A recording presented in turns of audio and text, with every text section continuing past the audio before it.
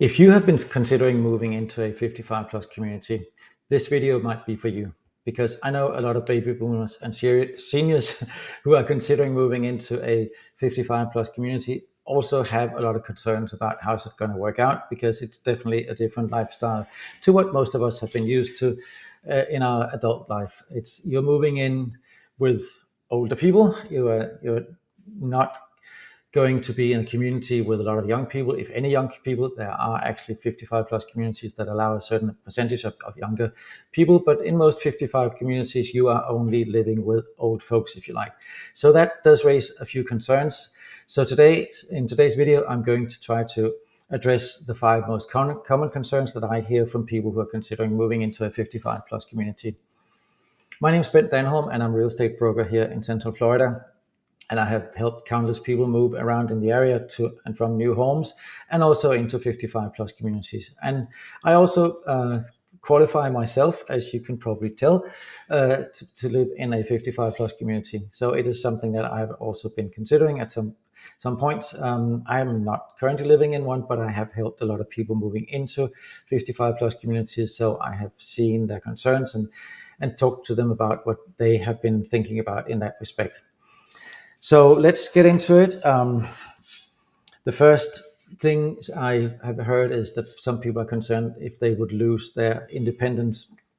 I can definitely say no, because 55 plus communities are not nursing homes, or they're not in any way, shape, or form like a nursing home. They're just communities where people have to have a certain age to live in. So you still own your own home. You still buy and make your own food, or you can order food in. You can do whatever you like. In that respect, it's just like living anywhere else. It's only that most of your neighbors are of an age that is a little bit higher than in most other communities. The other thing is, while you definitely won't lose your independence, you will actually have the opportunity in many of these communities to live a sort of lock and leave lifestyle, where the most of the community and the homes are designed in such a way that if you decide to travel for a few months because you want to see the grandkids, or you want to take a cruise around the world, you can actually just lock your home up and leave it, and it'll be looked after by your neighbors. It'll be in a gated community, and you won't have to worry about leaving your home for a few months if you want to. And you will have access to pools and lots of activities: pickleball, tennis, beach volleyball.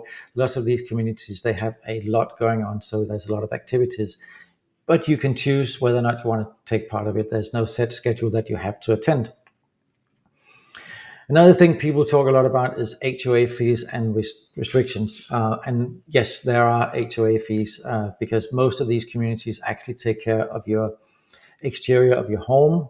They will take care of your lawn. They'll take care of your yard. They will take care of the community. So obviously all this costs money, but at the end of the day, even though the fees are sometimes a little bit higher than in non-55 plus communities, you will find that you get a lot for your money in most of these communities. I would recommend, though, before you settle for a community, look at the fees, look what you're getting for it. Is that what you want? Is that what you are interested in? Because if you move into a community where you get everything, it's going to be a little bit more expensive, but it might actually save you money at the end of the day.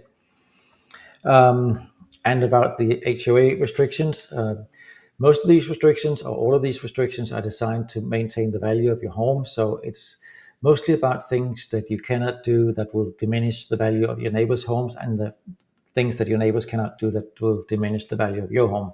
But again, take a look at each community that you're considering, and decide whether the restrictions are something that you appreciate and something that you could live with, or not. If not, I know that there are other communities out there that will work better for you, because they are all different. So there will be a community for you if you're thinking about moving into one of these. One of the other concerns that people often mention to me is, will I fit in? Well, that's something, again, I would strongly recommend, if you have these concerns or any other concerns about a community, visit the community, talk to the locals who live there, talk to the people who live there, and make sure that you know what the community is like. Because each community that I have been visiting, and I've seen quite a few of the communities around here, they actually have their own sort of style, their own personality, if you like. So I know you can find a community that works for you, but you need to go visit the communities, talk to the people who live there, and see if that community is something for you. Um, Go visit maybe if they have clubs, events or something, maybe see if you can join one of these. If they have on-site restaurants, which a lot of them do, you can also go there, have a meal, and maybe meet some of the residents that way. So it's all in the research really, but they are different, but there's definitely one for you out there. Another concern that people raise when they tell me, what about if I need Medicare in the future? And definitely when you are 55 or older, you begin to realize that things are not going to stay the same with your health for the rest of your life. We all know that. So that's a genuine concern. Most of the communities have some sort of close by or on-site healthcare option. A lot of them have hospitals and doctors right outside, so it's very easy to get to medic. Again, it's in your do your research, and if you're interested, you can always contact me, and I'm happy to provide you with any and all information that I have about communities in the area. And on that note, if you like my videos, if you like this video in particular, actually, how about subscribing or following my channel and maybe hit that little notification bell so you get notified every time I upload a video. I promise I will keep providing useful information about buying and selling real estate here in Central Florida. And you can always unsubscribe if you get tired of listening to me. The final big question I get from buyers who are interested in buying in a 55 plus community is it a good investment?